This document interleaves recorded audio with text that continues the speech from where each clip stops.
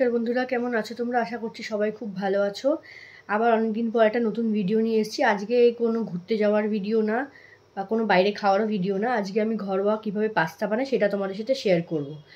তো যেহেতু আমার ছোট বাচ্চা আছে, ও খায়, তো তোমাদেরও ছোট বাচ্চাদের জন্য এটা খুব হেল্পফুল হবে। তো চলো দেখতে থাকি কি কি লাগছে। আমি খুব সিম্পল কয়েকটা ইনগ্রেডিয়েন্টস দিয়ে বানাবো, সত্যি খুব সুপার হেলদি আর খুব সুপার টেস্টি হয়। তোমরা বাড়িতে যা যা ভেজিটেবলস আছে সব দিয়েই বানাতে পারো, তো আমার কাছে যেগুলো ছিল আমি সেগুলো দিয়েই বানাচ্ছি। তো চলো দেখতে থাকি কি কি আছে। চলো, এখানে আমি ফুটন্ত গরম জলে পাস্তাটা বসিয়ে দিয়েছি। যেহেতু এটা ম্যাকারনি ছোট পাস্তা, একটু সময় লাগে সিদ্ধ হতে, তো ইন্ডাকশানে বসে। এখানে আমি কিছু ভেজিস কেটে নিয়েছি, যেরকম আলু, মটরশুঁটি আর পেঁয়াজ আর বিনস। এই কটাই ইনগ্রেডিয়েন্টস আমার কাছে ছিল, এই কটাই সবজি আমার কাছে ছিল। তার সাথে একটু সয়া সস নিয়েছি আর একটা পাস্তা মশলা নিয়েছি। তো এইটুকু দিয়েই আজকে পাস্তা বানাবো। পাস্তাতে সয়া সস না দিলেও চলে, কিন্তু আমি একটু দিই টেস্টের জন্য। যেহেতু খুব একটা বেশি ঝাল দিই না, তাই জন্য একটু টেস্ট না হলে তো খেতে পারবে না, একটু টেস্টের জন্য দিয়েছি।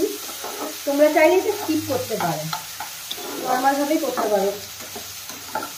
একটু সামান্য হলুদ আমি দেবো, কারণ হলুদ না দিলে ঠিক ভালো লাগে না।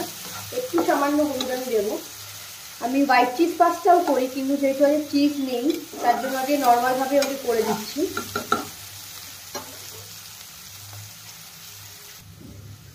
একটুখানি স্লাইট নুন আর হলুদ দিয়ে আমি এটাকে ভালো করে ভাজা ভাজা করে নেব। আমি স্লাইট নুন আর একটু হলুদ দিয়ে আলুটা ভাজবো, কারণ যেহেতু আমি পাস্তা যখন বয়েল করছিলাম তখনই একটু নুন আর তেল দিয়ে নিয়েছিলাম, যাতে পাস্তাটা ছেড়ে ছেড়ে থাকে, লেগে না যায়, তার জন্য নুন খুব বেশি দেবো না। তো তারপর আমি এটা একটু ভাজা ভাজা হয়, তারপর আমি পাস্তার মশলাটা দেবো। তো দেখো খুব সুন্দর একটা কালার চলে এসছে, ভাজা ভাজা হয়ে এসছে। তো এই মশলার মধ্যে সামান্য একটু জল দিয়েছি ভালো করে সেদ্ধ হওয়ার জন্য। এবার আমি পাস্তা মশলাটা দেবো। পাস্তা মশলাটা ভালো করে মিশে গেলে তারপর এর মধ্যে আমি সসগুলো দেবো।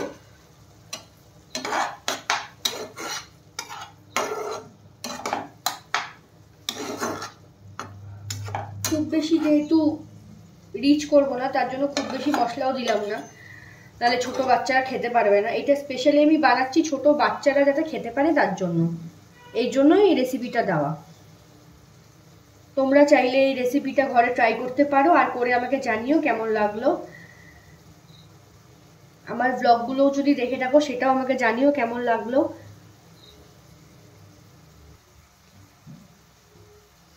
সময়ের অভাবে সেরকমভাবে ভিডিও দেওয়া হয় না, ব্লগ দেওয়া হয় না, তাই আজকে ভাবলাম যখন বানাচ্ছি ঘরোয়াভাবে তোমাদের সাথে এটা শেয়ার করি, আর কিছুই না।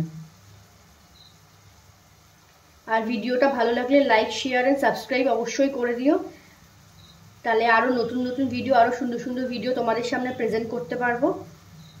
তো ততক্ষণ এটা হোক, তারপর আবার ফিরে আসছি, পাস্তাটা এর মধ্যে দেবো তখন।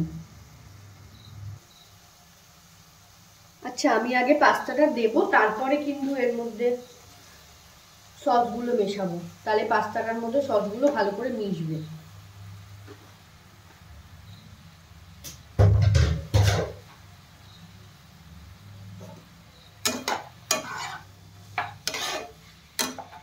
দেখে বুঝতেই পারছো একদম ঘরোয়া স্টাইলে, ঘরোয়াভাবে রেসিপি, কোনো রেস্টুরেন্ট টাচ নেই এর মধ্যে।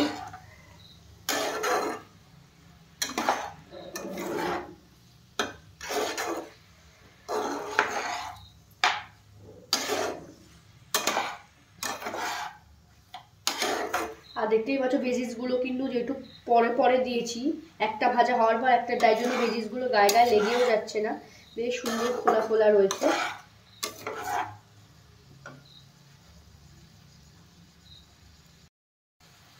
এরপর আমি সসগুলো আস্তে আস্তে মিশিয়ে দেব, একটু টমেটো সস আর একটু সোয়া সস।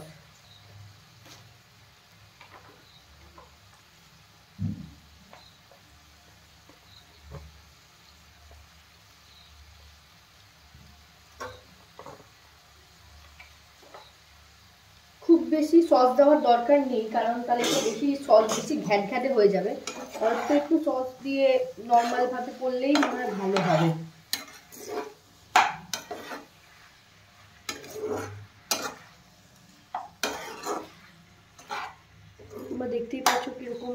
সুন্দর কালার এসেছে আর সবজিগুলো সব ছাড়া ছাড়া।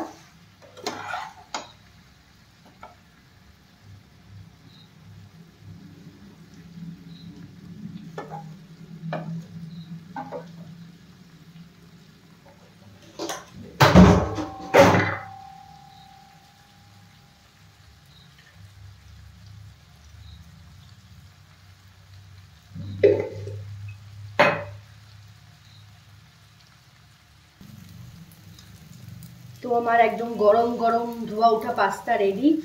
তো এখন আমি ছেলেকে খেতে দেবো, দেখবো ও কি বলে। তো তোমাদের যদি ভিডিওটা ভালো লেগে থাকে তাহলে এই রেসিপিটা অবশ্যই ট্রাই করো আর আমাকে জানিও। তো আজকের জন্য এইটুকুই, টাটা, সবাই খুব ভালো থেকো, আবার ফিরে আসবো পরে নতুন একটা ভিডিও নিয়ে। টাটা, সবাই সুস্থ থেকো, ভালো থেকো।